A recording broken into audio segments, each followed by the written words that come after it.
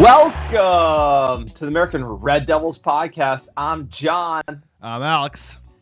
And we're bringing you the best Manchester United news from this side of the pond. Woo, sir. How we doing? It's a extra special podcast. I don't know if it's extra special, but it's the last 4:30 game of a very rough season for the American Red Devils, for Manchester United fans around the world, sir.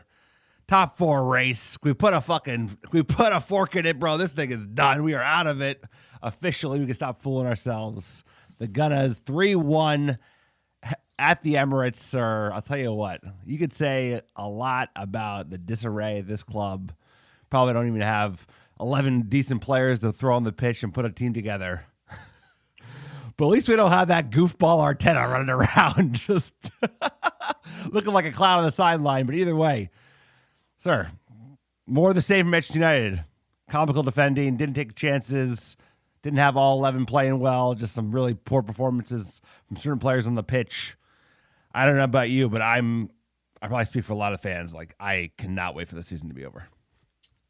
How dare you say that race for top 4 is done? I'm looking at 538.com. It says we have we still have a less than 1% chance. The decimal places, they don't extend on this analysis here, but there's a chance. We're not mathematically out of it. This is Manchester United. Never say die, never quit. I don't think we're going to make top 4. But at the end of the day, you can't say it's done because it's not. And that's just the way it is. As far as today goes, probably the most entertaining 4:30 a.m. game we've had all season after playing horribly against Everton. And, obviously we came back and beat Norwich and then got spanked by the Scouse Bastards. We actually showed some fight. Salty McTominay in the midfield looked good. I thought Ronaldo Alonga looked good. I thought Arsenal really got away with one today. If you think of all the chances we had, Dalot hitting the post twice, Bruno hitting the post, the VAR call, like the handball by Cedric, also the offside shout on the 3-1 goal from Xhaka, VAR referee from Australia. That sounds like it's got to be rigged already. Why is this guy from Australia being the VAR? Is that real? He's an Australian referee in the VAR booth. What? And to be fair, there's a lot of work for him to do today. I'm not going to complain really about the refereeing. It was horrific. Some calls went against them. Most of the calls went against us. And VAR isn't perfected in the English Premier League at the moment. And you can see the consistency in the calls across this game today. But it really comes down to we didn't take our chances. You got to score some of those goals. That Ronaldo goal offside by like half an inch. This game of inches hit the woodwork 3 times. You look at that tight call for Ronaldo. We could have had 4. That's just the way the cookie crumbles. But I'll say the boys had fight today, and I did like it. There was some good football at times. Obviously, the first 15 didn't look good, but United showed something today. And NBC Sports, I just have to say, how bad was it? Those guys calling the game are just embarrassing. They made it sound like Arsenal absolutely dusted us. And shout out to the American Red Devils on the Discord who are watching BT. In England, they're saying it was a really close game, down to the wire, a lot of controversial refereeing decisions. And in NBC, they're just like, don't need to say it, they're just like bigging up Arteta, bigging up Arsenal like it was a huge win. And like you said, love this club, Manchester United till I die, and we'll never be as small-minded as Arsenal. Like Ramsdale celebrating Bruno's face like he won the Champions League. Arteta acting like a madman. Act like you've been there before. I mean, these guys, look, they have a young team. They work really hard. I'm glad Arteta isn't our manager. That's a soft mentality. I mean, I was like, that's one of my big takeaways. I agree with you. Excuse factory, is it going to be revved up today? No, I think there was some decent football.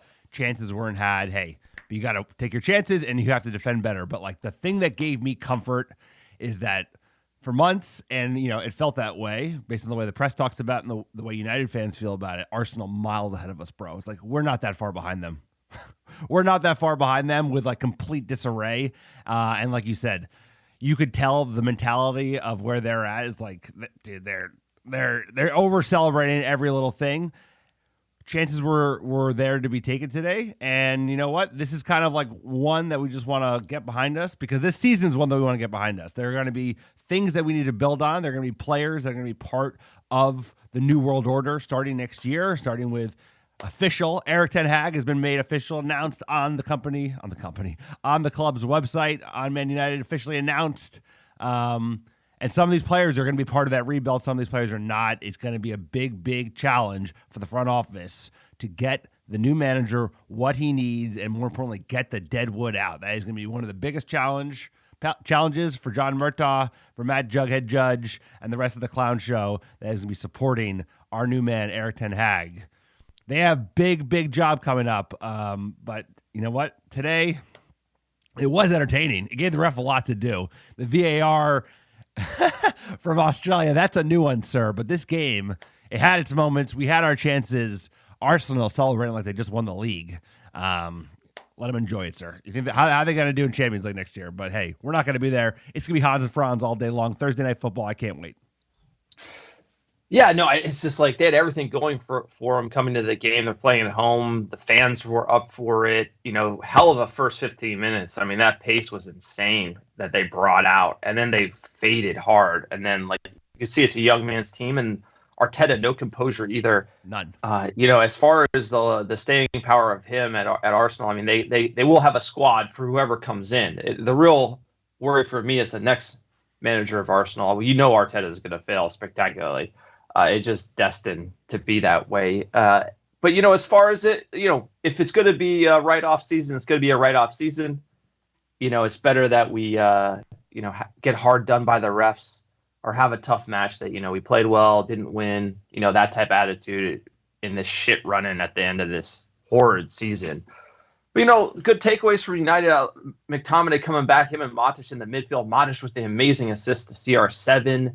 Great goal for him, holding back the tears. He was really emotional day for him. How he's not the captain, I have no idea. And how he is not taking penalties. That's a crime. That's more confusing. To me, you sign Ronaldo. He's your Ole Gunnar Solskjaer. You sign Ronaldo, club legend. There's only one Ronaldo. He's played for us. I mean, thank God that we crossed paths. He's our captain. Sorry, Harry. He's our captain. Sorry, Cavani. He's number 7.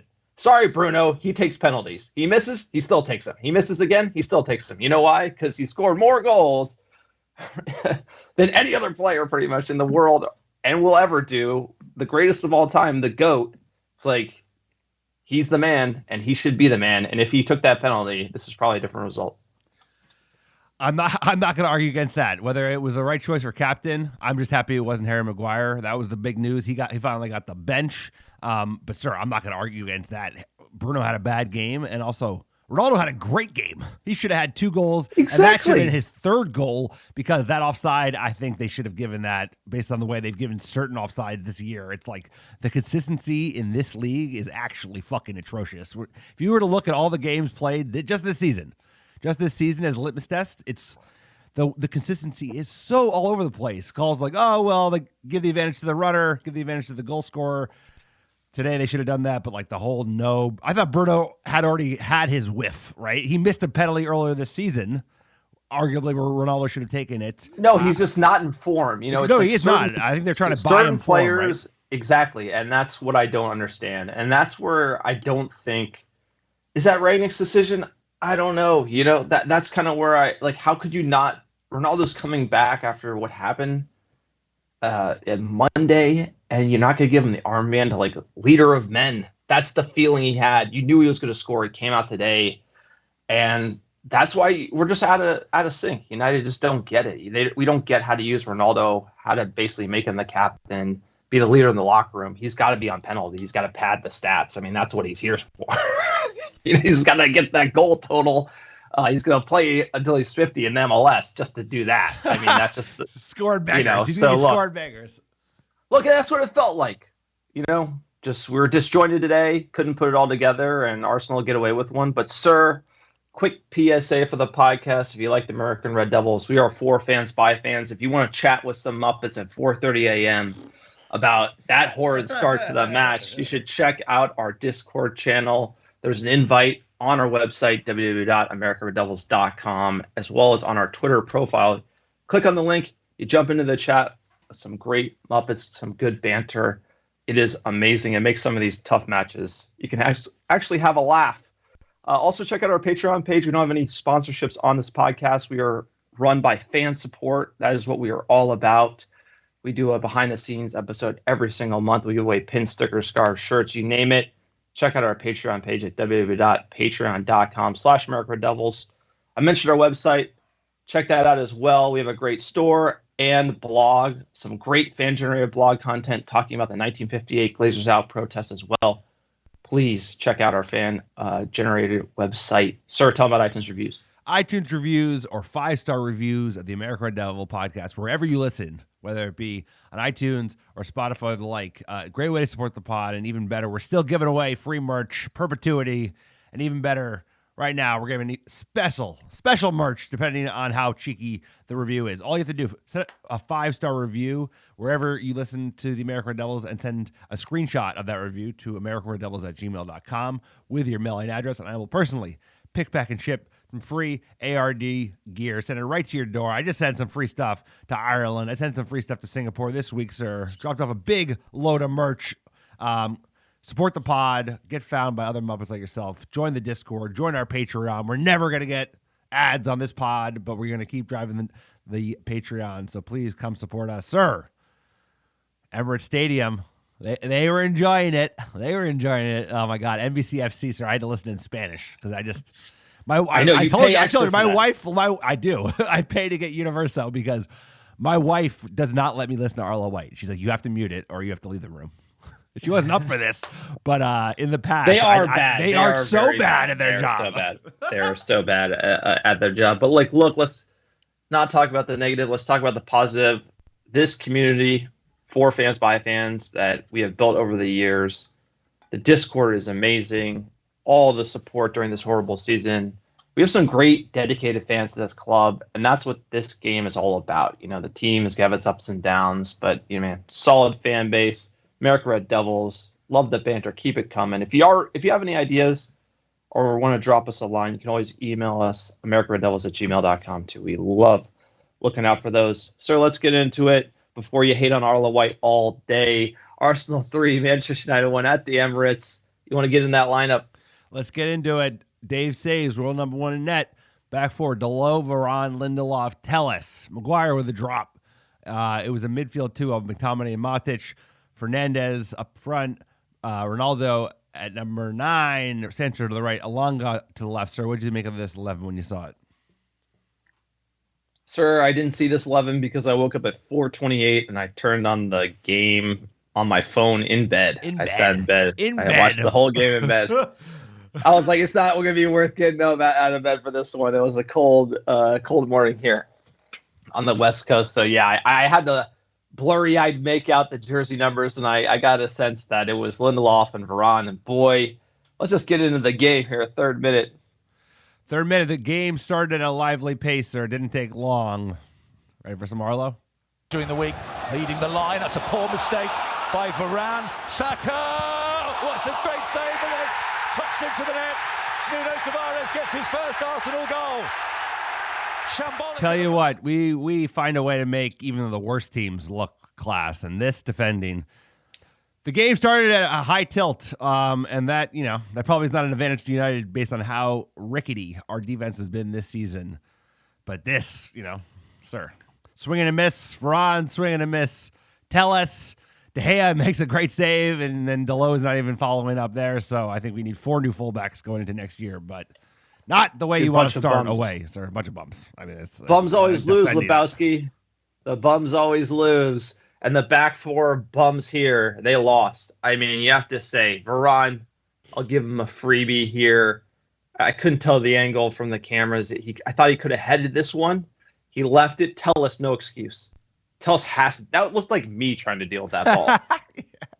I didn't. Then he gets in position. Yeah. Saka curls one. De Gea, world-class save. And, oh, by the way, Dalot takes a minute to snooze. After absolutely he got dusted against Liverpool. To start the game like this, when literally as a back four, you're thinking, like, we got to be switched on so hard. And it's just like, ball goes over to the left. Dalot's like, oh, thank God, I'm going to take a break. And then it comes back to the right, and they score. I mean, absolutely horrific defending for Manchester United. Blistering pace from the start. I literally thought the game was being fast-forwarded on my phone to, like, a higher frame rate. That's how fast they were playing to start. And if they were playing that fast, you knew we were going to die. We were going to still lose. So there's been a lot of talk this season about the deficiencies in our center back pairing. There's been deficiencies in not having a CDM and McFred not doing the job. But like a lot of these goals that we've conceded have just been fullbacks not defended. Like Telles swing one, and then Dalot swing two, and you've seen a lot of that far post, like nobody there. Like you saw it against Liverpool. We've seen it all season. I don't want to call out these two players because they're the backups. No, Dalot running behind. How many times have we seen that? How many times scoring a goal at the far post? I mean, we've also seen Luke Shaw do it quite a bit as well. That's what I'm saying. We need 4 new. You know, it's just not good enough. Look, tell us Dalot they're not going to be here next year. Just gonna let you know. Just gonna give you the heads up. Yeah, they are. Lindelof, Varane probably will be. McTominay will be. Matic won't. Bruno will be. Belonga, Ronaldo, Sancho, they'll be there. But those two, nah, they're not going to be here. 6-minute Elanga with a good chance right at Ramsdale. I mean, right here you start seeing the window of some good football for Manchester United. The counter is there. Ronaldo at the center of everything going forward. What a player. What a player coming back after what happened this week. I mean, you talk about like mental fortitude, right? Like mentality. Certain players with soft mentality who think they're world class. Paul Pogba is a player that rings to mind, but without just slating Pogba, Ronaldo, just like he's been through hell and back this week. Can't even imagine what he went through personally. And he goes on and just like back at training, sir, he ain't missing nothing. And he looked to be the most informed player. Wearing red today for Manchester United, so we weren't wearing red. They were blue. I was 4:30. Neon yellow and black. Those kids aren't great. Those will be forgotten. 7th minute, they standing ovation for Ronaldo. Again, you could tell he was holding back tears, trying not to get emotional. Like leader of men, captain of Manchester United. Not wearing the armband, but he is a true leader, embodies everything behind the badge. There's 3 players that have won the league. De Gea, Ronaldo, Philly Jones that are still there. Guess what? Phil Jones, not the captain. Yeah. De Gea or Ronaldo are the captain, and De Gea, I got to give to CR7 for what he's done for us this year, because we wouldn't have made it in the Champions League knockout stages without him. Without his goals, we'd be well out of it. So, I mean, you could say the same for De Gea. Those two are fighting for player of the year. But again, I have no idea why doesn't have the armband. But sir, let's continue here. Let's continue. I mean, it was high velocity, a lot of action. 11th minute, big chance for Bruno Fernandes out of form. He does not look himself after Arsenal just like handing us opportunities. Unbelievable giveaway by Ramsdale, excuse me. But he tries to chip the keeper. And he really should have just hit it low and hard, and that's not the first time we are saying that this season. It took an extra touch. Right. It was the extra touch that let him down here. Bruno Fernandes, looking like a bum ever since he got double the wages, bro. I mean, he looks like droppable, like very droppable. Like he looks like he is bang out of form. Not saying we should sell him, but this is kind of the Rashford. He's been hanging out with Rashford too much. Yeah. Something's gone. Yeah, the mojo's gone. Everybody needs a fresh start. I think everybody needs new season. Bruno Fernandes especially. Ronaldo, they kept pushing. Ronaldo had a screamer that just went over. He really looked up for it today. And then this was a big call, sir. You're talking about the VAR calls that were or were not. Cedric handball on Sancho in the box. Dude, I don't know. We've had some bad calls go against us. That Middlesbrough handball, like bounce pass is the most egregious, but this was pretty bad. No, I'm going full fucking Muppet on this one. I'm watching the video right now. It's so bad. Cedric is literally like balls in the box. He is looking at the ball and he literally moves his hand in a backward motion to push the ball away from Jadon Sancho running forward. It is in the box. He is looking at the ball. He is using his hand. He is moving the ball out of the path of Jadon Sancho. That is stone cold. Stonewall penalty. That Australian VAR referee go to jail. He needs to go to jail. They got to arrest him. I mean, this is like he's being paid. Like you could. I'm watching. I've just watched it 20 times in a row right now, over and over the replay. I've retweeted it. You can check it out. If you're watching this as a VAR official and this isn't a pen, you're fired. And so I don't want to go. You have to talk about these problems. The outcome is the outcome. We got beat today. That's fine. But this is not okay. And by the way, Bruno misses the penalty anyway, so it wouldn't have mattered, right? No, because we would have gotten two. We would have gotten two. Bruno would have missed both. Bruno would have because Bruno would have missed the first one, and then Ronaldo would have taken the second one and fucking banged it in. But the point of the matter is, it's not about us losing. It's about this is the most valuable sports league in the entire world, most viewed, most money, the top, and the consistency in this league is fucking terrible. It is just the season, just Manchester United game, handballs, penalty calls.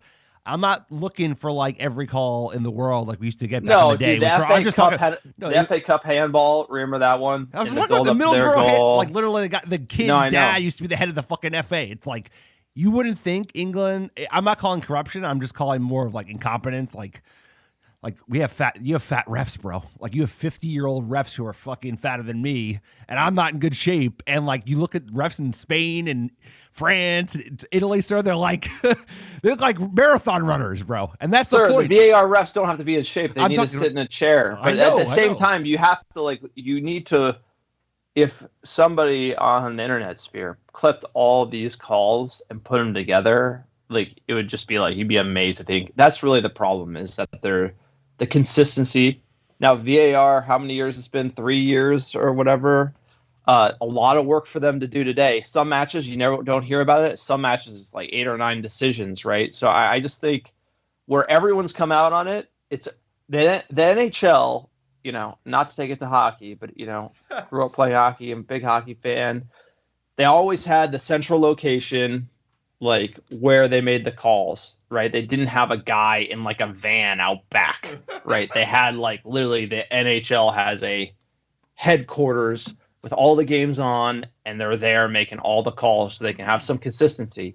So when you get these bums from Australia sitting in a van out back, you're going to get this bullshit, and this is a fucking penalty. And I'm pissed off because this absolutely changes the game. It does, and the whole point is that's a really good point, sir. If it's about having someone do the same thing over and over again, and then they'll become better at it, right? So it's if you have different numpties doing VAR every other week, then you're not going to get good at it. Not. Right? You should have the same crew, the fat guy. I don't remember that ref's name. He should be in the VAR. John Moss, dude. He should not be a ref. It's a joke that he's a ref, but if he's going to be a ref, he should be sitting in one place because he looks well suited to do that. But that's not even the point. The point is he should be doing VAR calls exclusively, because then they'd get a good handle of what's right, what's wrong, but at least they'll consistently be making the calls. Whereas they have a new ref do VAR, and the whole Australia thing just seems so ridiculous that I'm not even trying to believe you, sir. Even the NFL went to a headquarters making the calls because it was so disjointed. Even if you send it back to the referee, the guys who are actually making the video analysis have to be pros at that. They should be in a central location, so their focus is consistency across games. Right. That's really the problem. The EPL will get there because this is just going to get even worse. Imagine if this happens to affect the title or a relegation, fight or something like that. Look, at the end of the day, it's the handball that's the problem. The offsides isn't the problem. It's the handball. No one likes the offsides lines. I think they got that right. But the handball consistency, and then obviously we're going to get to some of this other shit. 24th minute, Delot hits the crossbar. Hell of a shot from Delot. 24th minute, Dave saves. Back and forth stuff, exciting. And then this is the one. This is another one where we're going to have a go. 27th minute. They score a goal. It's offsides. But you know what? We're going to just go ahead and give them a penalty for whatever reason. Sir, penalty Arsenal. You tell me why. Arlo's excited. Season, he goes the other way, and he now has 11. Bukayo Saka confidently strokes home the penalty. Strokes home the penalty. So I'll tell you what. They are pumping Arsenal. I don't really know what happened. You want to walk me through this, John? Give me your high-level ESPN analysis. Tellus kind of got exposed, pulled the guy down. It was offsides, maybe. And then they basically said, hey, VAR looked at it. Actually, it's a penalty. I don't know. Give me your read. No, I don't know what happened. So basically, Tellus 50-50. So there was a shout for a penalty with Elanga earlier, and with Tavares, and that was like considered 50-50. Like they're both fighting for the ball. This looks like a 50-50 collision, and then like because Saka gets the ball to his feet and passes it to the other Arsenal player, ends up scoring, who I forget actually scored the original goal, and it's definitely on the edge, but to go from offsides to then call this a pet, I've never seen this ever. I've never seen them just switch to, well, actually it's not offsides, and now we're going to give a penalty for this like 50-50 collision with Telles. It would have to be so egregious of a penalty. And this one, to be honest, like I'm probably a Muppet here saying it's 50-50. It's probably like 60-40 or 65-35. But still, you're going out on a limb to just give them a penalty after the goal was offsides. Because look, Saka did get the pass off. It's a stretch to get them this penalty. They give it to him. It's 2-0. This is a crime. It's stupid. It's the consistency because, like you said, 50-50 is one thing, but like twice, once in the first half, once in the second half, Elanga literally got pulled down. My real argument is the next one. The real argument is the next one is when Elanga gets in the second half. Elanga gets the touch. Tavares pulls him down in the box, and they don't give it. So that's kind of where I have issue is if you give this to Saka, you don't give that to Elanga. That's where the VAR and consistency. Because once you start, it's offsides, then you give them a penalty. Now you got to start looking at everything in the box, right? Because that's the scrutiny you're taking is like the challenge before the pass to get to the goal that's offsides. We're going to give a penalty now. Now you need to look at everything like that, and they didn't. And then that's where the consistency comes in, sir. Haven't had enough coffee. I'm fired up this morning. Sir, you're not the only one, and it's another reason. Bringing back to like why you need to have a central location for VAR is like they're going to get influenced by the home crowd, whether they're with the rest of the officials or they're just outside. It's like by having it in a central location, there's going to be some autonomy, you would think, and I just think like the consistency is all over the place. Sir, we weren't done yet. Ronaldo, he was going to have his say. He showed up today and put in a little bit of a performance, didn't he? Balance, he crossed in and a goal! Cristiano Ronaldo! What a response by a champion player in the most trying circumstances. Cristiano Ronaldo scores once again for Manchester. So even when he has to call United goal, he doesn't have that same joy in his voice as when Arsenal scores. Does make a nice mention of, everything Ronaldo's been through. Shout out to Ronaldo. He is just an unbelievable player. Looked in form today. That movement to get on this ball, nice ball in by Matic. We need more of that, like quick first time passes into the box. We haven't seen nearly enough of that this season. But Ronaldo's movement to get in front of the defenders in this is why he's one of the greats of all time and why he's got all the space on the bench or the team he needs next year under our new manager. So I'm excited. It's like you said, I think he should be the captain one more year, get out more of this dead wood, and then have Ronaldo like, hey, Europa League, let's go, baby. Come on. Absolutely. I mean, amazing ball by Matic. Ronaldo, great goal. I thought this showed Arsenal's inexperience. Gifted a goal by the ref. We were able to get one back. Then sort of the end of the first half, De Gea with a few nice saves. And you know what? 2-1 should be 1-1 in my opinion. I thought Arsenal had a really good 15. They faded. They got lucky with that VAR. But, again, not much teeth in it. How are you feeling about the second half? I think United should feel encouraged based on the first half performance. They had better chances. Like you said, I think Arsenal had a good 15 minutes. Once again, United side not taking their chances. The calls were, I hate using the calls because you don't want to be that guy, but the consistency was up and down. But, you have to think there's plenty to fight for in that second half. Certain calls go a different way. They're in it. This Arsenal team. Best Arsenal team, since they actually won anything 15 years ago, maybe longer. But, this Arsenal team is not that good. They're a very beatable Arsenal side, and that's what gave me hope is, we're not that far behind these jokers, especially if you actually start believing in a manager, and especially even with the players we got today. It's like, this is a beatable team. Yeah, and you see it, right? They're a young team. They can play fast. They're like it's basically everything Arteta is, right? It's just like he's a poor man's Pep. They can basically do the Pep thing for like 15 to 20 minutes. And then as soon as there's a sniff of danger, it all comes crumbling down. Like their soft serve FC. Look at Arteta. That's exactly the man he is. And the players embody that style. It's like, yeah, it's poor man's Shitty.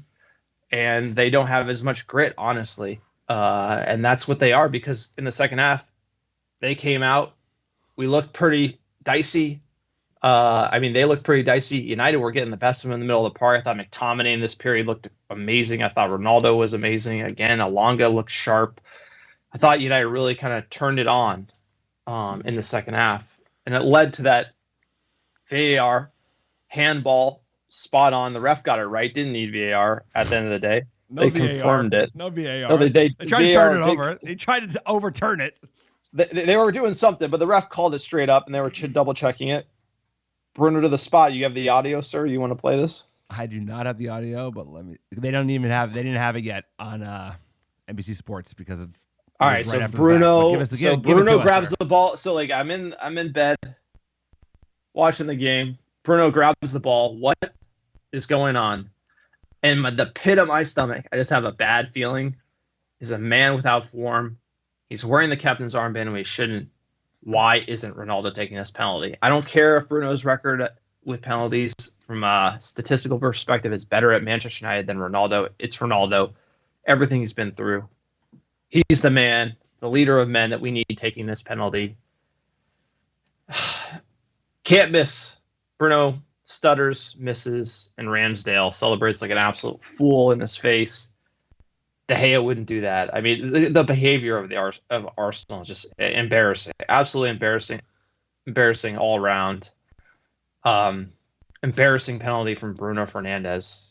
I mean, like, played like a bum today. He did. Played like an absolute bum, and he's been playing like a bum since he doubled those wages. Needs a bench, needs to find the bench. He's a captain. Wearing the captain's armband for Manchester United. He can't score a penalty against Arsenal. Like, come on, man. That's like that determines the moment, determines like a lot, and that is a big spot to be in. You think of this shit season, stepping up to the spot, that penalty. It's like Jorginho at the Euro finals. Oh, Jorginho is playing great. Euro finals, but I'm saying like it's a big spot. You understand? Like if the spot determines, everyone's like, oh, Jorginho's an amazing penalty taker. Oh, he's going to be Ballon d'Or. He misses the 5th deciding penalty at the Euro final. Nuh-uh. Bruno, it's like this is a big goal. If you want to be Manchester United's captain, you score that goal. It's true. Sir, I know you've been on a long anti-Bruno. No, it's not anti-Bruno. If you're the captain of Manchester United, and you want to get us back in the race for top 4, and we're playing at Arsenal, and it's 1-2, and there's a penalty, and you step up to the spot and you choke, is that what the captain of Manchester United does? He's not the captain of Manchester. He's not the captain of Manchester United. He has the armband. He's not the captain of Manchester United. It doesn't matter. He's not the captain of Manchester United. Harry Maguire. Harry Maguire is the captain of Manchester United. He didn't play today. He was next up. But I'm not okay. So let me. I'm saying you want to wear that armband. You want to take that. You want to wear that armband. So if Ronaldo's wearing that armband, you think he takes that ball? Of course he does. Sir, the captain takes the ball. You made your opinion known. I get it. I don't disagree. He fucking missed the penalty terribly. He's in terrible form. Shouldn't have taken the penalty in the first place. And Ronaldo should have taken the penalty. So I'm just shocked because he already missed the penalty earlier this season. We all remember that. Forget statistical record. Let's talk about form. Form is what matters most, really, when you're looking around football performances. Of course, you should have taken it, sir, but like none of these players seem up to wearing the armband. Harry Maguire obviously is not captain material. Bruno is in better contention, but it makes no sense to, let alone the captain. He should be making the penalties. Like, why isn't Ronaldo taking the penalty? He scored a goal. He was the more likely one. Bruno did not look great today. I was just shocked that, I was shocked Ronaldo let him take the penalty. Yeah, but I guess my point is he's wearing the armband. So if the captain, whoever's wearing the armband, is captaining United, he grabs the ball, it's on him. And it's like, if Ronaldo's wearing that armband, Ronaldo's taking that because he's captaining the side. At the end of the day, it's a bit, as big a spot as we could hope for in this game. And Ronaldo and Bruno melts he melted against Villarreal in the Europa League final. And he melted today in a big spot, and like you need to come good. You got to come melted. Good. Yeah, like the pressure the pressure's going to be on. Yeah, okay, the whole team. I thought a lot of players played well today. I think Dalot played. There's players you can call out, but I thought a good amount played well today, actually. And I would say Bruno didn't play well. You know, I would say Telles didn't play well. But I think that this is to me, you have to read the tea leaves, and it's not a good sign. It's not a good sign for Bruno, unfortunately. Sir, I agree, but like, is it a worse sign? Is he in better form or worse form than Harry Maguire or Marcus? How did Marcus Rashford? Did he look? Harry Maguire doesn't take penalties. You know? I'm just making a point, sir. This whole team, this whole season's a wrap. A lot of the performances of the year is a wrap. If you looked at Marcus, he looks like an $8 million player, bro. Marcus Rashford looks like worse than Danny Welbeck this season. Like, doesn't look like he has any fucking clue what he's doing. So I think the whole team needs a refresh because, like, I know there's a good player in Marcus Rashford. Even Slabhead, he's a useful idiot. Bruno Fernandes is a good player, sir. I know he is, but like he shouldn't have taken the penalty. And if he was smart, he would have given the fucking ball to Ronaldo. He's like, you are the man to take the penalty. He should know better, sir. Hopefully, he knows better going forward. I would like to see CR7 be the captain next year. We'll see what happens. It's a no-brainer. It doesn't even like I said, it makes no sense Ole didn't give it to him. It makes even less sense Rangnick didn't give it to him. It's like you got to do something. You're going to be the man in charge. And it's like after the season Ronaldo's had, and I'm sure that what the work he puts in behind the scenes, you don't make him the captain. Makes no sense to me. Might have been Darren Fletcher's call, sir. 60th minute, Ronaldo scores again, but it's called offside. Insanely close. We're talking like an inch here. And this is kind of where, you know, we're all upset here. Getting up at 4:30. Sir, like I'm out of my mind, tired, just rambling at this point on the podcast. But it's like this type of shit going against you all day. It's just brutal, right? I mean, it could have easily been 2-2 here. Could have been 3-2 if Bruno slots that home. You know, they were there to be taken. This is not a good Arsenal team. I will repeat that. Like you said, sir, the way they celebrated goals, the way they celebrated calls, the way they celebrated the missed penalty. This is a soft serve, weak mentality team that like will not stay in the top four. That doesn't mean that we're a good team with a good mentality, but like that gives me some hope. No, we were. I thought we had a good team today, but you had soft Bruno, soft Tella. You had the problem is you probably had like 7 or 8 like good performances, like McTominay, Modric in the midfield played well. Great job. Elanga played well. You know, Sancho played well. Ronaldo played well. Or I thought Varane and Lindelof after the first goal looked solid. I really think 3 or 4 players let you down today. You know, and the 4th player being the referee, the Australian in the booth in the back. You know. But here you go, 63rd minute, Dalot off the post again, right? We're slating Dalot, but like going forward, he was like, look, the sharpest he ever looked and probably should have had a goal. I mean, you know, defensively on the first goal, you got to slate him, but going forward, 2 fine opportunities they took. And it's unfortunate for him he did not score, you know, like, and that's the game of inches. This is the any given Sunday right here. This game of inches. We could have had 5 goals today. It's crazy how close this game was and how the numpties at NBC Sports calling it the way they did. Everything. My God. How'd you so fired up? How'd you even watch it? Dude, they were like, how'd you even watch it? It's a shadow of a team. They're like shadow of a club. Like they don't even exist. Like they said that like they act like Arsenal just bossed us. And it's just like the amount of things that had to go Arsenal's way, including you want to play in the 70th minute. We'll get to this. Sir, the real question is, was Lee Dixon in that in the mix? Was he just like Graham and Lee in fine form? Oh yeah, puffing up his Arsenal and like Graham Lasso never was player. Like look up his CV, bro. He's like a nobody. Go ahead. 70th minute. Sorry, United fans are bitter. Can't be 70th minute. Xhaka. Here we go. Tried to find El Neni. Claims of handball by the crowd and by the Arsenal players. Oh, they don't care anymore. Granit Xhaka. They don't care anymore. I can't believe he got a job, sir. Bruno with a bad giveaway, but nobody closes him down. Everyone's just sitting back. And nice hit from Xhaka. I thought he was But going to I get sent believe off. there's a shout for offsides here. There was. He's getting blocked. That's what they said. Someone De Gea was getting blocked.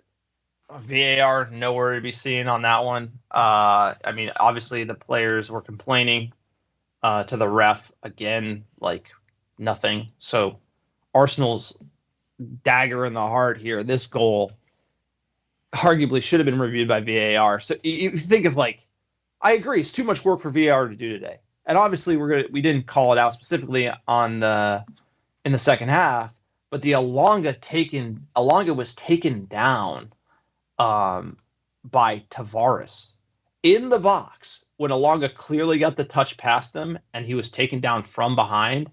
And everything we've seen, including the penalty against Saka, that's got to be called by VAR too. So there's even more of a shout there. And this is where we go down the VAR rabbit hole and just an embarrassment from them, the Australian in the bus outside the stadium. Just absolutely atrocious refereeing, honestly. It's ruined the game, and that's where we're at. Oh, don't worry. 70th minute, Rashford and Lingard came on for Matic and Elanga. How'd that go? How'd that go, my man? Holy shit, they're bad. I'll tell you what. This is one where I'm gonna, so I'm in fine form today. You are. You get me up at 5:30. You get me up at 4:30 a.m. Like Marcus Rashford. Like shame on you. Shame on you for coming on the field with 12 minutes to go and not putting in a shift. It's like something about him is like he's not being picked, and then he can't be bothered to run 12 minutes hard for United. It's just you gonna get he yelling at the fans. Then you get this type of stuff, and it's just like it's all about him, man. Too much ego. It just get like obviously Lingard's not even worth talking. He didn't try either, but like Rashford's the one who you'd hope would stay and try to kick on. But I find it if you need some humility here. Like Harry Maguire lacks the humility to be like, man, I played bad. I got to work harder. Right. When is it like Tony Martial's the perfect case study?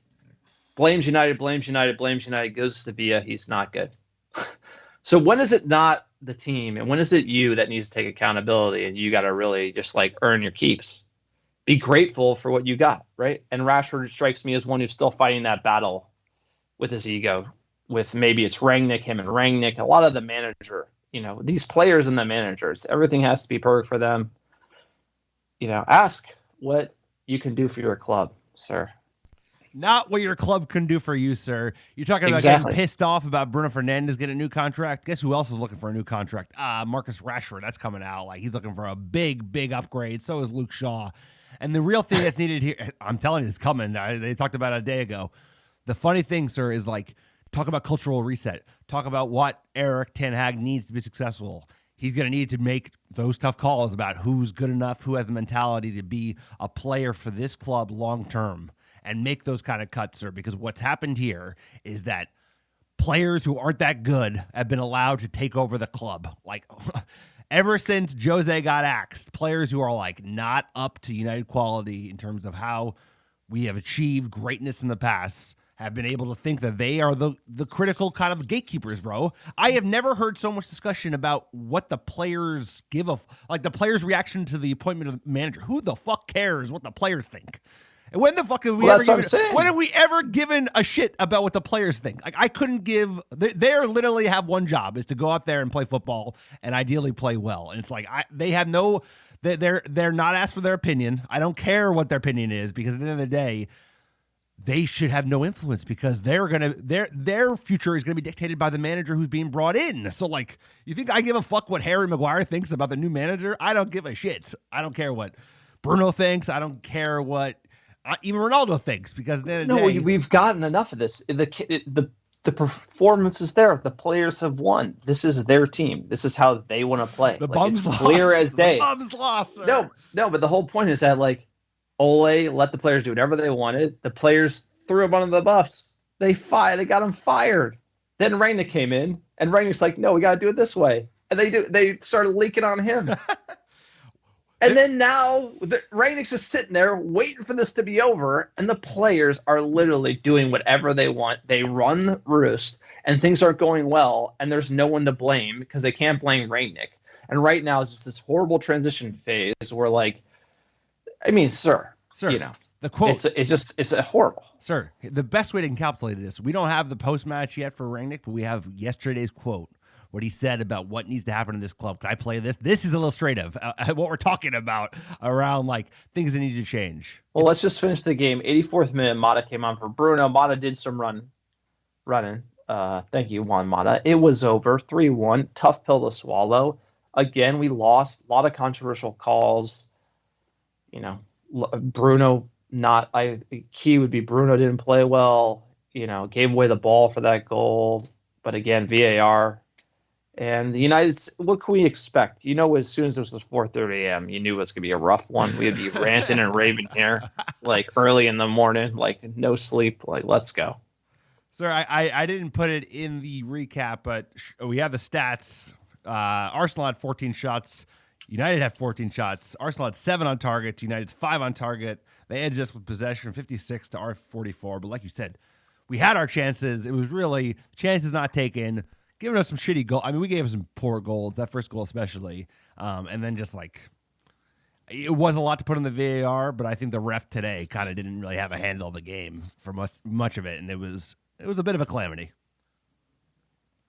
I would say probably the biggest calamity we've seen. I mean, to go from offsides to giving a penalty to then like ignoring every penalty shout from United. Number one, Cedric handball. That's atrocious. That's got to be a penalty. The second one would have been the Elanga as well. So, it's hard not to complain about the refereeing. It completely affected the game, and it was a rough one. You want to play the Rangnick quote? Let's hear from the interim. It's crystal clear. It's not that difficult. You don't even need glasses to analyze and to see where the problems are. So now it's only about how do we solve them. And for me, it's clear. It's not enough to do some little minor amendments, some little issues here and there, some minor cosmetic things. No, this is, in medicine, you would see this is an operation at the open heart. This is also something that not only one single person as a manager can do. I mean, with all respect to Jürgen and Pep, I'm sure that they didn't do all the things themselves. There were also other people involved. If people want to work together, then it makes sense. And then I still believe that it doesn't need and take 2 or 3 years to change those things. This can happen within 1 year. Well, Rangnick's appointment, Adolf. Sir, Rangnick said, you don't even need glasses to see what's going on here. It's not cosmetic. This club needs full open heart surgery. And you could say what you want about Ralf Rangnick. Certainly probably not the man to lead the touchline. I think certainly the man to be kind of who Darren Fletcher should be. Like, I don't know how Darren Fletcher has the CV for this, but the real thing is, like, he gets it. He's calling out the structure at this club without calling out the structure of this club the way Jose did while he was here and Louis did after he was gone. Because he's really like, it's about having the structure in place to make sure everybody's working together around a common goal. He talks about it in relation to Pep and Jurgen. Like, they couldn't have done it on their own. They couldn't have come into Manchester United with Ed Woodward or Richard Arnold or Matt Judge or John Murtaugh or Darren Fletcher and succeeded the way they had at Liverpool and City, sir. So at the end of the day, it's like this club needs full open heart surgery. Talk about players, talk about staff, but really it's the Glazers. The Glazers, they ain't a heart. They're basically a cancer that needs to be cut out of this club, root and stem. And, at the end of the day, I'm encouraged. We'll talk about the appointment of the new manager when we get to the news, sir. But at the end of the day, we're going to be limited by our front office. Absolutely. I just dropped the link to you for the full post-match presser. You want to click on that one, sir, so we can hear the audio? Let's do it. Pulling it up. They got an ad. You know how they like to do. Give me 1 second. We're doing it live here at American Red Devils. But, yeah, we got to do the pod right after. I'll tell you after I woke up. Here we go. Let's go. Wanted from losing 4-0 at Liverpool. You'd have wanted to see a better response from your team today? Well, I think we showed a response that was for sure an improved performance compared to the game at Liverpool. But still, we gave away an easy goal, an early goal, far too easy, the way that we defended in that moment. I think we had 2 or 3 times a chance to clear the ball.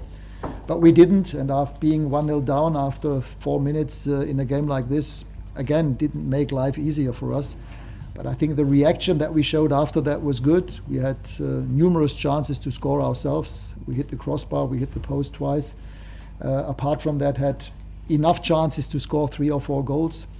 And we were also pretty unlucky, to put it in a mild way, with the VAR decisions. There were 3, if not 4, more than questionable VAR decisions after having seen those video footage in the locker room. But again, in the end, it's about the result, and the result was disappointing. Right now, our biggest problem is just defending in and around the box. And in the last 3 games, on average, we conceded 3 goals, and this is just too much. Can you go through those VAR decisions one by one now? Well, yes. I mean, there was another handball issue in the first half where Jadon Sancho was involved. The second goal of Cristiano was not offside, and you can even see it in that total perspective. They were exactly in one line.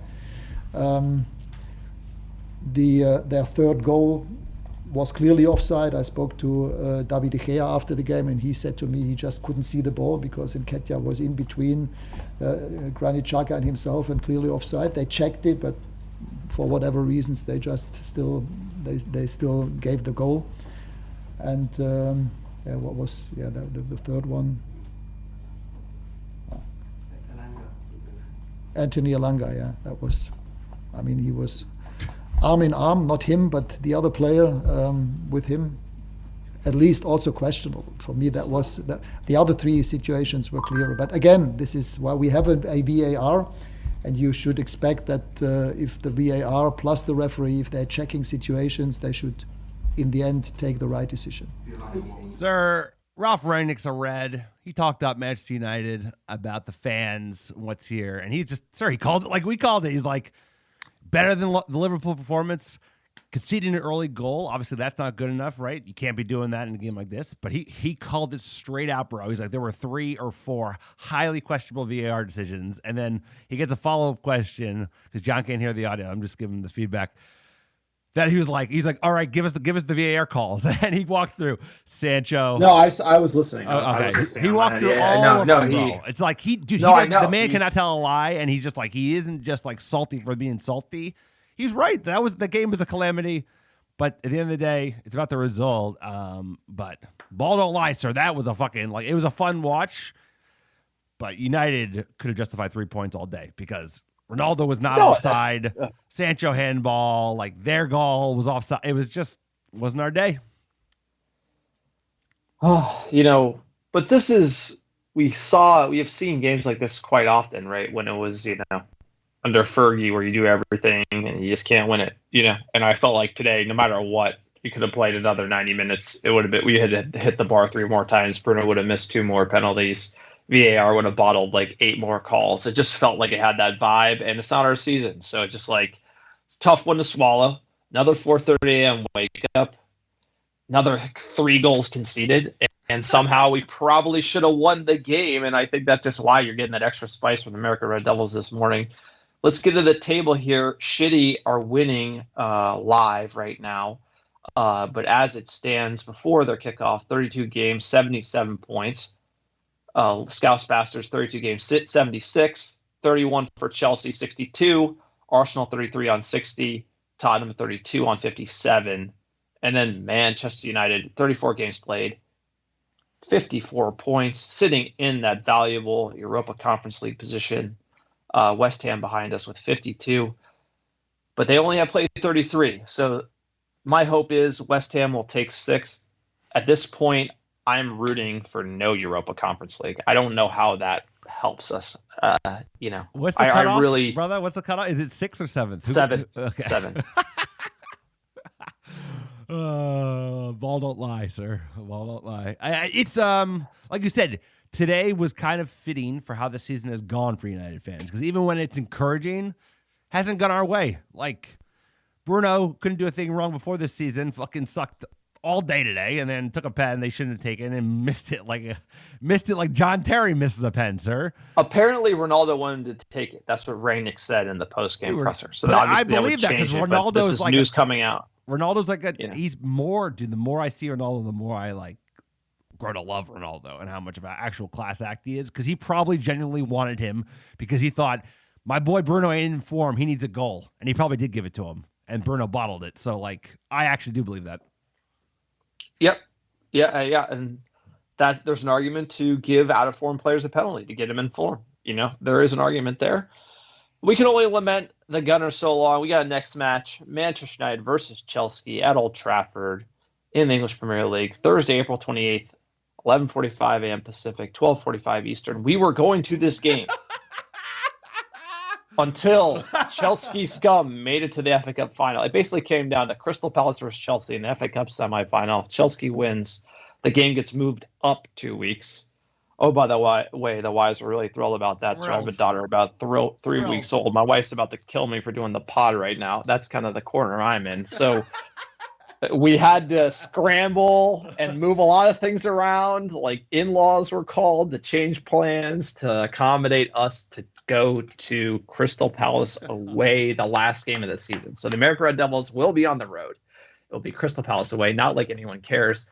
But this Chelsea match, boy, when you are picking matches to go to, COVID cancellations, tournaments late in the season, games get moved around. I've never seen a game get moved up 2 weeks. And this is like, we have flights to the UK. We have hotels in the UK. Game gets moved up 2 weeks. Never seen it. Just because of the congested fixtures. So beware when you're going late in the season because of the schedule and how things can get moved. Also, don't book a flight out version because you can't change it. That was like insane. That's for another pod. Yeah, that took about a day to deal with. Virgin Atlantic. Don't recommend them. Just going to say that. Lifetime versus Chelsea. Games 181. Games drawn 54. Games lost 55. First time I ever played them, 1905, 0-0 draw in the second division. Last 5 against Chelsea. We haven't beat them since February 2020. We've drawn 3, lost 1 in the FA Cup, and we won in the league once. Chelsea versus Manchester United. They're on the slide. Arsenal beat them. Arsenal beat us. I think, they're there for the taking. I think it's going to be a game. They got beat up by Brentford. Palace were in that semifinal. They had their chances. So, but sir, this is a bad United team. It's a Thursday night football. That will be fun. I mean, pulling the game forward. They usually just push it a couple of days. I think there were already congested fixtures, but that'll throw you on your head at the last minute. Like, oh, honey, your trip. Well, you got to move that. Well, I'll tell you, you and I were doing some gymnastics with the wives this week.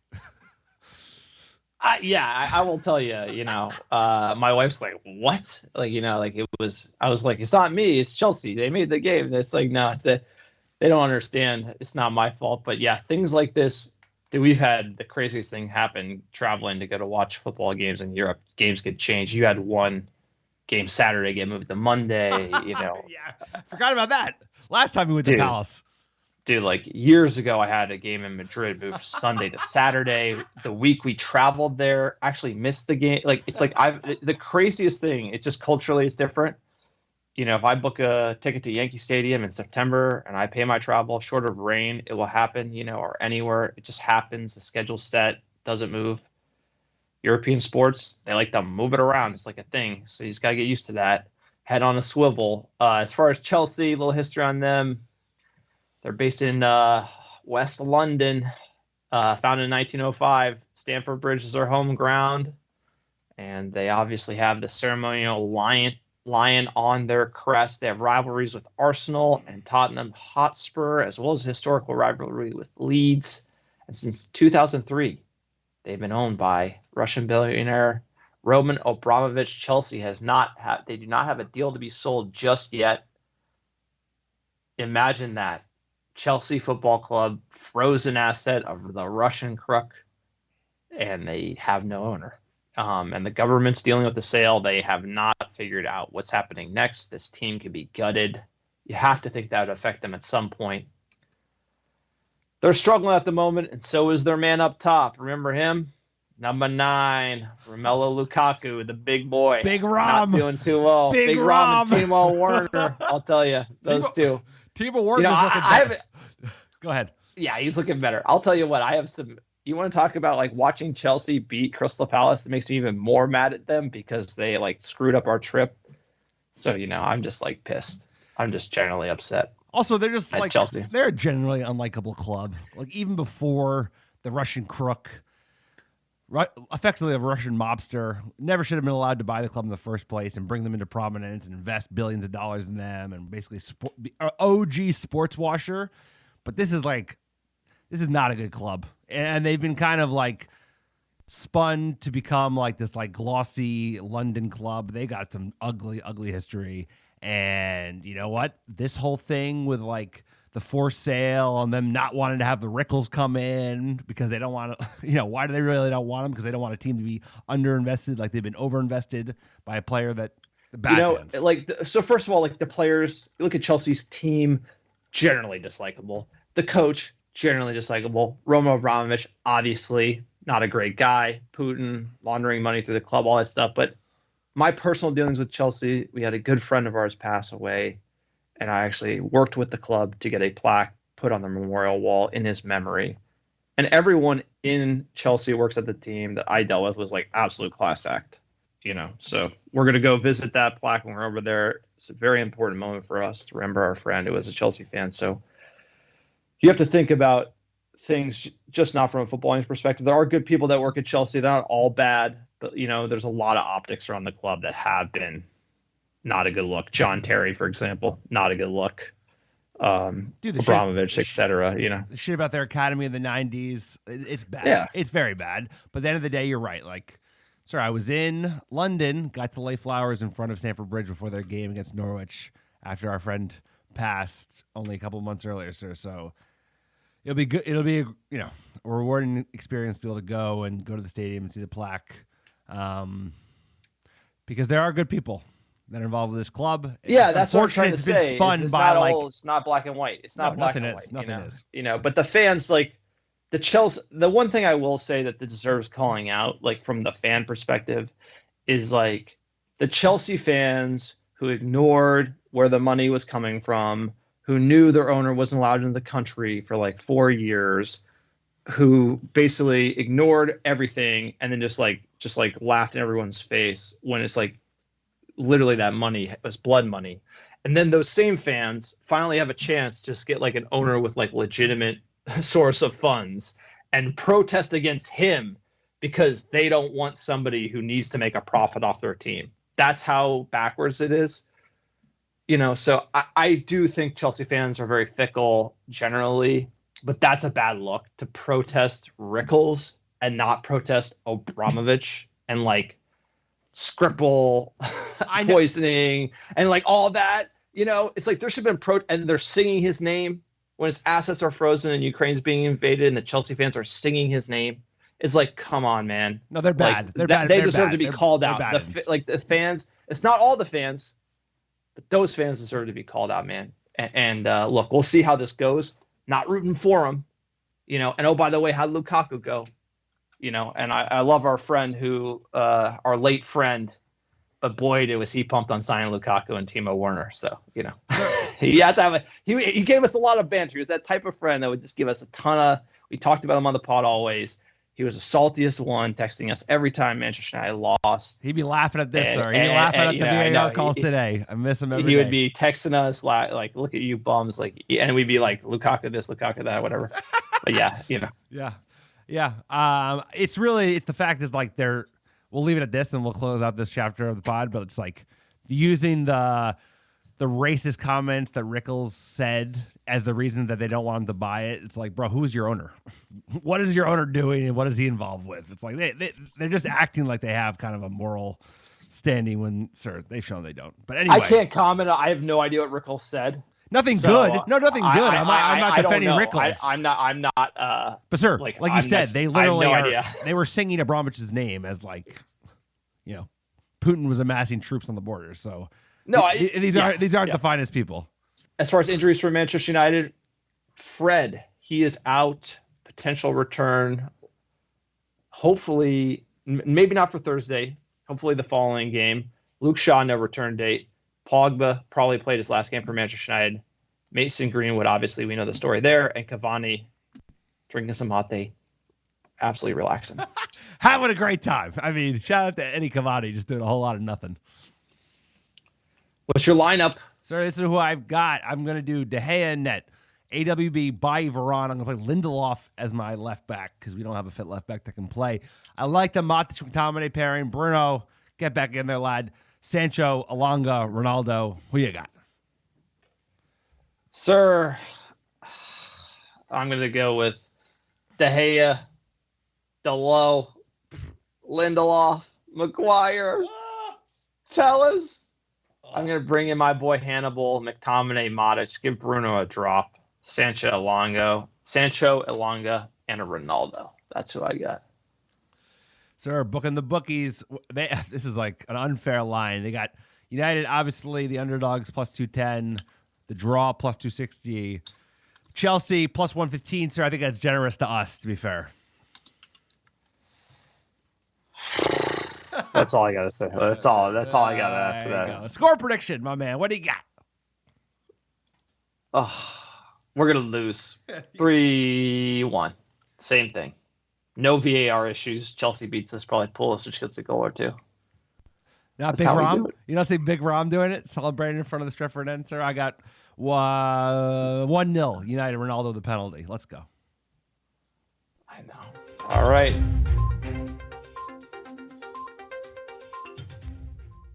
United in the news. Got a lot of news. Talking about it every podcast. Erik ten Hag, official. It's announced. I feel like it was official when Romano announced it, but now Manchester United have announced it. Have yet to hear from the man himself. I guess the news around Ten Hag that's the most interesting is he gets $120 million budget to save broken Manchester United. That's it. That's it. Only $86 million on the balance sheet. 86 million pounds on the balance sheet. Or a public company, you can see how much cash we have. Oh, by the way, we still owe a lot on existing transfers. 120 million is generous. 120 million, is that net? Is it not net? Right. That's the trick. Right. Here, when you start hearing these budgets, we're going to be assuming sales in that 120 million because Manchester United only have $86 million of cash. So they have to draw down the revolver, which is only meant to be used for short-term needs. Obviously, no Champions League. That's a cool 100 million for Manchester United. We're not going to get. Obviously, a lot of fans in seats. It's helping the club right now, but still not in good shape. Inflated. I really think the saving on wages will help us getting Cavani out the door, getting Pogba out the door. 100 million, 120 million. That's not net. You know, we're talking like 60 million, 70 million net. Sell a few players. So this is going to be done in bit by bit. And that is not a good sign because the front office, you know, like we like to do it. Just like try to sell somebody up. Nope. We want an insane amount for Jesse Lingard. Never sell him. We want an insane amount for Paul Pogba. Never sell him. Sir, if you That's were kind of how we operate. If you were to give this man, based on his tenure of signing players, cultivating talent, if you were to give this man to a proper front office, give him 120 million, let's just call it net. That's one thing, but it's like we're still talking about the same group. Matt Judge is going to continue to negotiate contracts. John Murtaugh and Richard Arnold, who are effectively just Ed Woodward again, are going to be the ones ultimately greenlighting transfers, yes or no. The biggest thing here is like we need to get rid of the players that aren't good enough. And that means taking losses on the chin, losses that I don't think this front office is going to be willing to take. Right? They're not going to be able to like accept 20 million for Harry Maguire when you'd be lucky to get 20 million for Harry Maguire, like 8 million for Tony Martial, you know, like 12 million for AW. Like these are like big losses on players that they signed for money that they shouldn't have signed them on. So it's like, that's the big thing. Can they shelve players and can they use that 120 astutely? Or are they going to get pulled into these long drawn out transfer sagas about English players that I'm sorry, we should not be signing English players anymore in the Premier League because we can't afford to, and we get fleeced every time we try to do so. On paper, this sounds like, okay, beginning to something because you know what? It's not going to be done in one transfer window. This shit's going to take years, and that's fine. We've got years, but is he going to be just like every other manager since Moyes that's really going to be like going into a fucking knife fight with both hands tied behind his back? And that's the end of it. That's my concern is like this feels like the same thing over again. I'm excited by Eric, but really he is dealing with the same bunch of numpty front office people that are in charge of executing transactions. Liam Canning on Twitter, quote, if United are not ruthless in the summer and let Rangnick and Ten Hag do what they want, they can expect many years of further suffering. I think that is the quote that sums it up.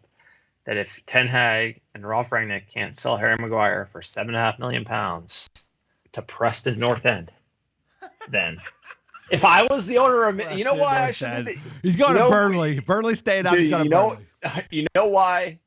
I should be the owner of Manchester United because I would sell Harry Maguire for £250,000. You will sell him, and you will sell him to cheap. MK Yeah, Dons. like this guy wants to. You want to go to the championship. I would literally you would subsidize take his wages, bro. You literally. I'd send him down, and you know what? He'd be bad there too. You know he has to agree to it. Like if you're like, hey, you're going to MK Dons, and I'll subsidize your. He has to say yes. So I don't think he'd say yes to even going back to Sheffield United. Yes, he does. I could pay MK Dons. He still has to say wages. yes. He still has to say yes. No, he doesn't. Of course he does. He can't go to some. Depends on the contract. It depends on the contract. Depends on the terms of the contract. And I believe when you pay $80 million for somebody and you're going to pay him top dollar, that the side of Harry's contract does not have a lot to do with anything. So at the end of the day, I'd spite sale Harry Maguire, but maybe that's why I don't own a professional sports club.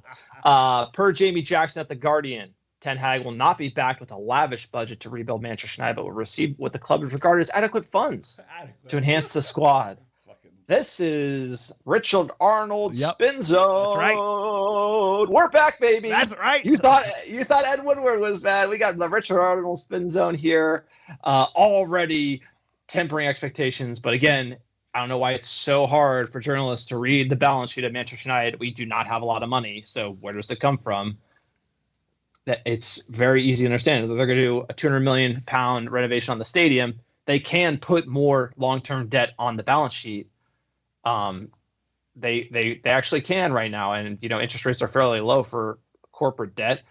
They can put $200 million on, but that's going to the stadium. They're not putting debt on to get players. They're not making a lot of money right now. The club is not in a good spot. They're going to lose money from Champions League, so it's going to be really shoestring stuff. But I think Rangnick and Ten Hag are up for the challenge. The question is, will the board back them? And whenever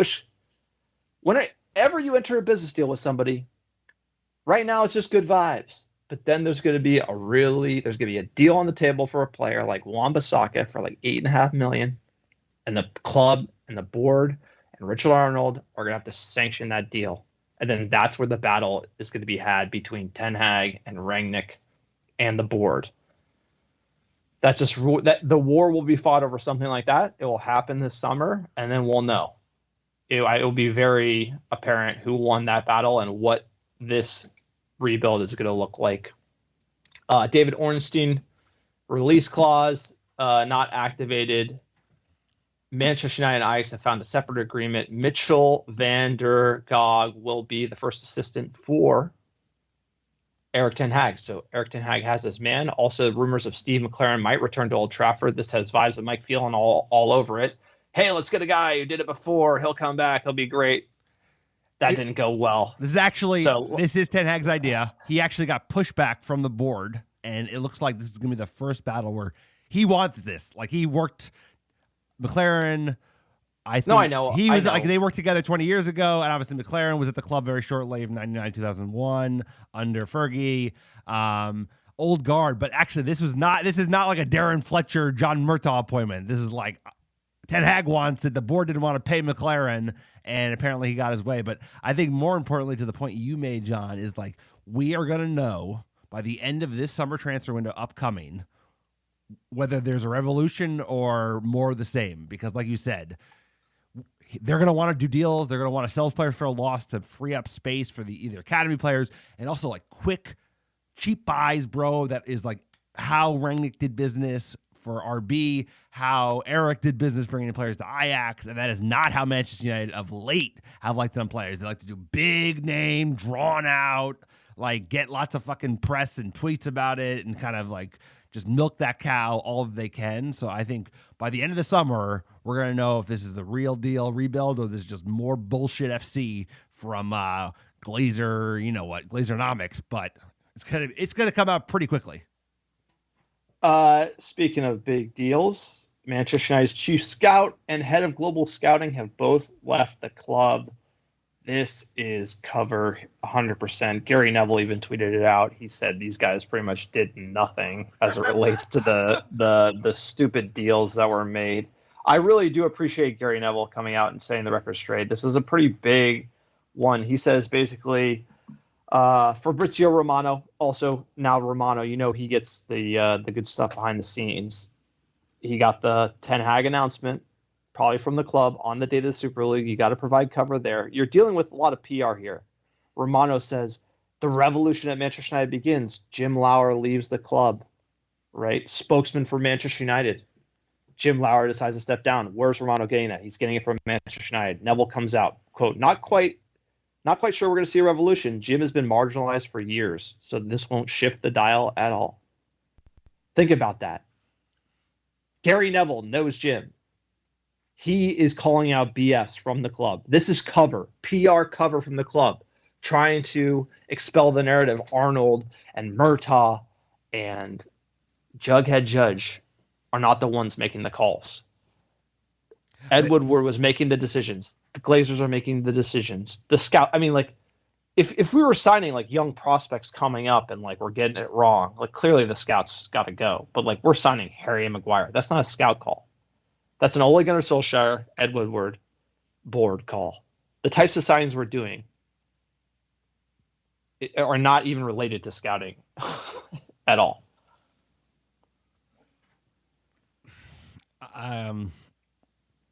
Who have been making decisions at this club for the last 10 years as it relates to who we buy, what kind of players we buy, what kind of strategy we go over? It's not been footballing men.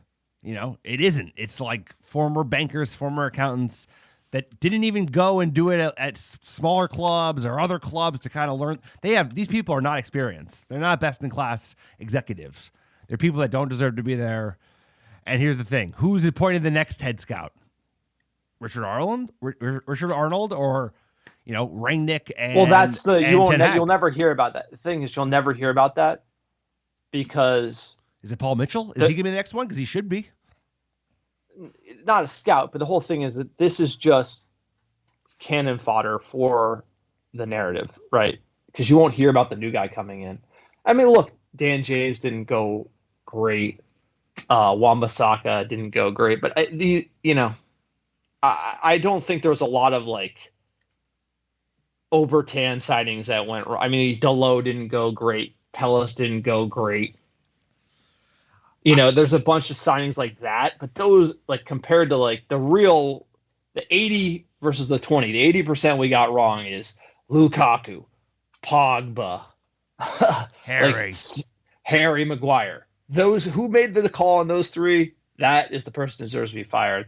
That is Ed Woodward, right? That is the board. That is probably Arnold involved, Sanchez. Like the scout is like a Lindelof, and like the scouts got a lot wrong too, but like the big money, Sanchez, Lukaku, Pogba, those are the deals that have killed us. Absolutely killed the club. And firing the managers in the way we did and not backing him the way we did. That's what's killed us, not the scout. But he's an easy man to fire. Head's got to roll. And then obviously we have to address the Harry bomb threat rumors.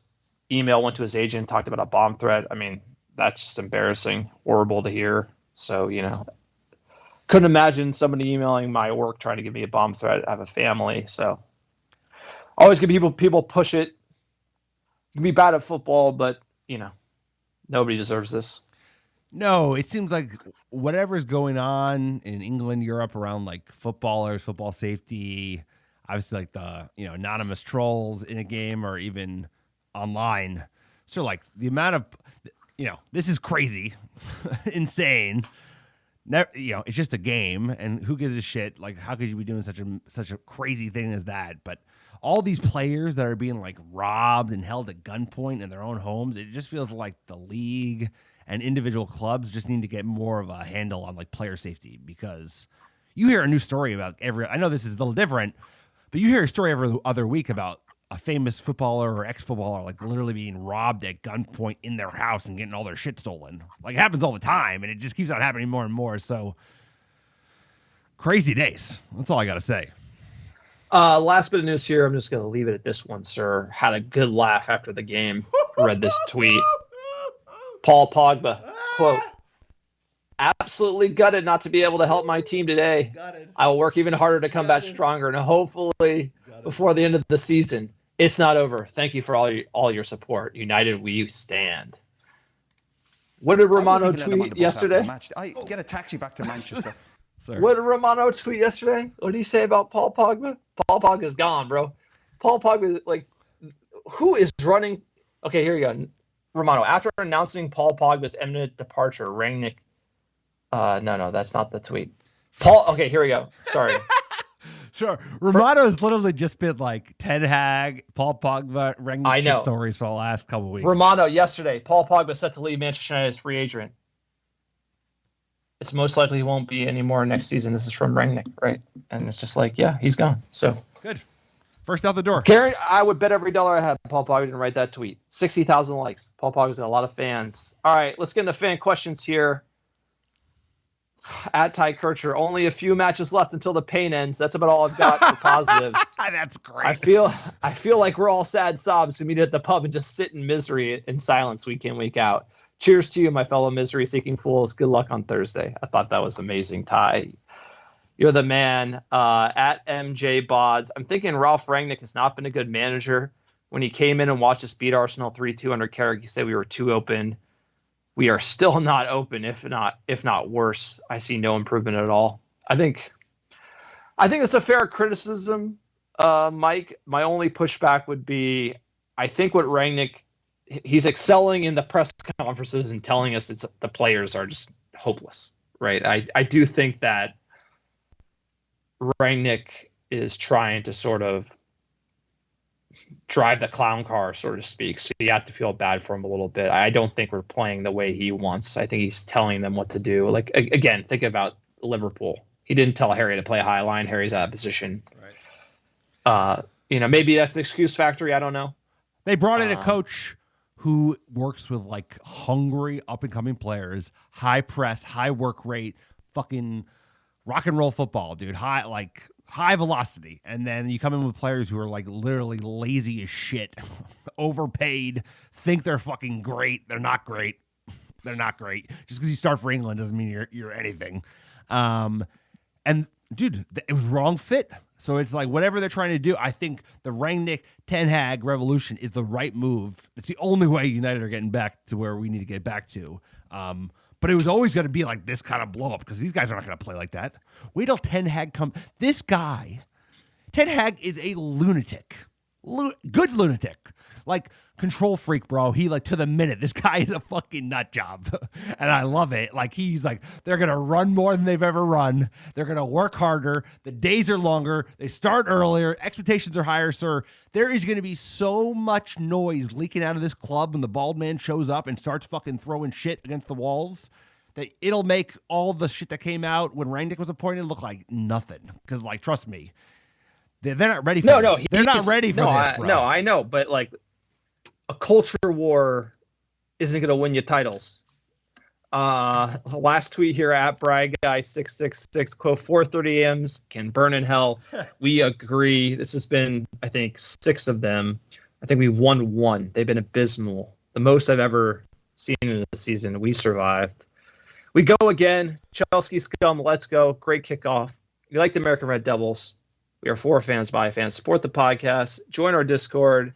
Invite is pinned on our website, www.americanreddevils.com. Check out our fan blog there. Check out our store. Support us on Patreon, www.patreon.com/AmericanRedDevils. Write a review wherever you listen. It's just the Muppets in the bunker. We went ham today. Early wake-ups will do that to you. You're kind of losing your mind a little bit. Give me those top 10 downloads last 7 days, sir. Ooh, baby, here we go. Number one, how you doing? How you doing? Philadelphia, PA, Tulsa, Oklahoma, Pittsburgh, PA, Cape Coral, Florida, Pittsburgh, PA. I don't know what's going on with this board, sir. We got 2 cities listed twice. Monroe, Louisiana, Charlottesville, Virginia, Dallas, Texas, Tampa, Florida, San Mateo, California, and last but not least, Quache Bornis, Maritas, Sydney, Australia is also on the list. Sir, Let's appreciate go. all the American Devils listening week in, week out. We cannot do it without you, sir. Sirs and misses, if you are listening, join our Discord. Sirs and sirzettes. Sirettes. Sir. So there's a lot of sirs, mostly sirs. Join our Patreon. Join our Discord. So that was hot fire today. It's honestly, it is as fun as the matches sometimes because you know what? When things are as tough as they have been for Manchester United fans, sometimes you just need a community who want to get back to the promised land and enjoy a laugh, sir. That's what it's all about.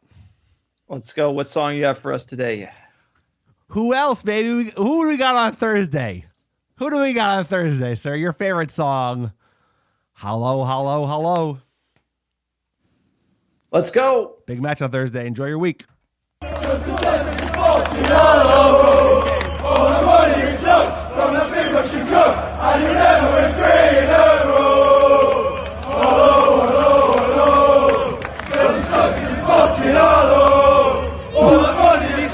Con la prima